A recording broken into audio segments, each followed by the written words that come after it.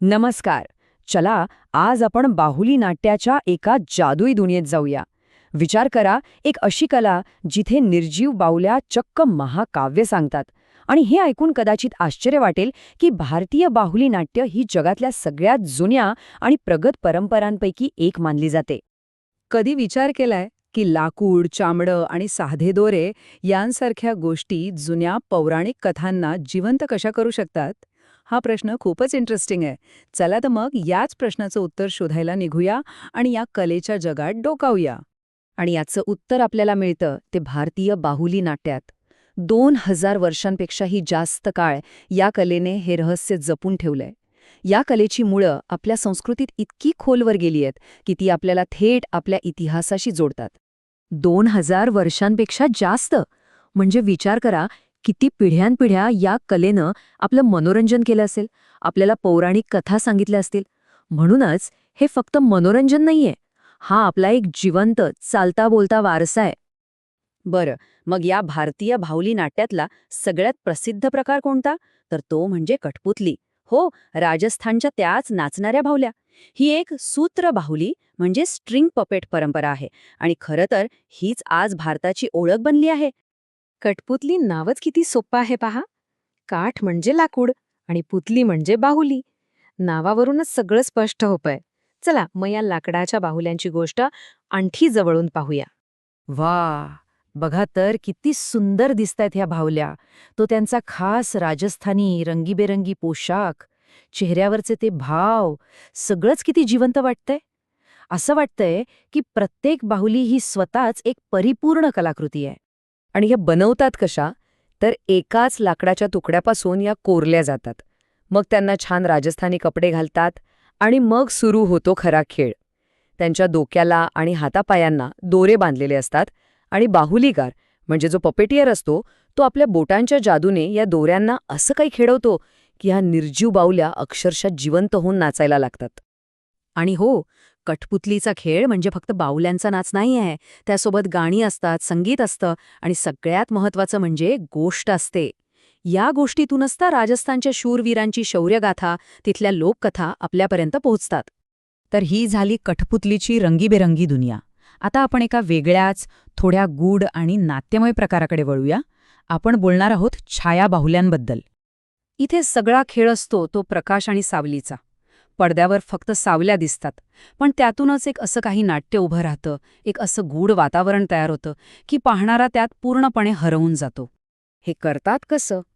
तर चामड्यापासून बनवलेल्या सपाट बाहुल्या एका पांढऱ्या पडद्याच्या मागे धरतात आणि मागून जेव्हा प्रकाश टाकला जातो तेव्हा त्यांची सावली पडद्यावर उमटते आणि आपल्याला वाटतं की त्या सावल्या जिवंत झाल्या आहेत. आंध्र प्रदेशातला थोलू बोम्मलट्टा हा प्रकार याचंच एक उत्तम उदाहरण आहे. म्हणजे बघा, फरक किती स्पष्ट आहे. कठपुतली ही 3D म्हणजे त्रिमिती आहे, जी आपण थेट बघतो, आणि छायाबाहुल्या या 2D म्हणजे सपाट असतात, ज्यांची आपण फक्त सावली बघतो. पण गंमत म्हणजे दोन्ही प्रकार आपापल्या जागी तितकेच सुंदर आणि प्रभावी आहेत. चला, आता पुढच्या 2 महत्त्वाच्या प्रकारांबद्दल बोलूया. हे प्रकार सुद्धा खूप खास आहेत, कारण यांना चालवण्याची, कंट्रोल करण्याची पद्धत खूप वेगळी आहे. यातला एक आहे काठी बाहुल्या किंवा रॉड पपेट्स. नावाप्रमाणेच यात स्टेजच्या खालून काठ्यांच्या मदतीने मोठ्या बाहुल्यांना नियंत्रित केलं जातं. आणि दुसरा प्रकार तर आणखी मजेशीर आहे, हातमोजी बाहुल्या म्हणजे ग्लोव्ह पपेट्स. इथे कलाकार बाहुलीला चक्क हातमोज्यासारखं घालतो आणि आपल्या हातांच्याच हालचालींनी तिला जिवंत करतो.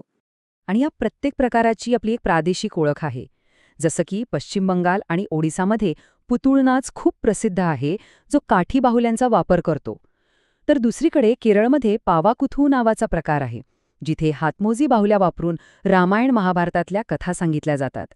तर मग ह्या सगळ्यावरून एक गोष्ट तर स्पष्ट होते की बाहुली नाट्य ही फक्त एक जुनी कला नाहीये, ती आपल्या भारतीय संस्कृतीचा एक जिवंत आणि खूप महत्त्वाचा हिस्सा आहे. अगदी खरं आहे. जिथे लाकूड, कापड आणि चामड्याच्या निर्जीव बाहुल्या कलाकाराच्या हातातल्या दोऱ्यांच्या तालावर जिवंत होऊन कथा सांगायला लागतात. काय सुंदर कल्पना आहे, नाही का? ही कला म्हणजे कल्पनाशक्ती आणि कौशल्याचा एक अद्भुत संगम आहे. चला, एकदा पटकन नजर टाकूया. हे आहेत बाहुली नाट्याचे 4 प्रमुख प्रकार.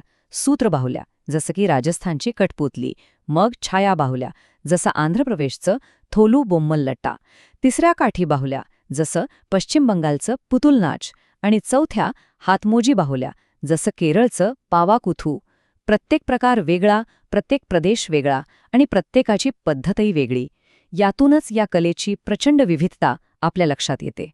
पण एक गोष्ट लक्षात ठेवली पाहिजे. ही कला फक्त मनोरंजनापुरती मर्यादित नाही.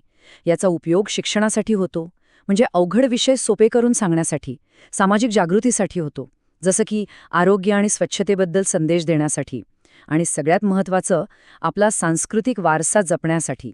तर या कलेचं योगदान खूप मोठं आहे. पण आजच्या या डिजिटल युगात जिथे सगळं काही एका क्लिकवर उपलब्ध आहे, तिथे फक्त लाकूड, दोरे आणि माणसाच्या हातांवर चालणाऱ्या या कलेचं भविष्य काय असेल, हा प्रश्न खरंच विचार करायला लावणार आहे. आणि याचं उत्तर कदाचित आपल्यालाच मिळून शोधावं लागेल.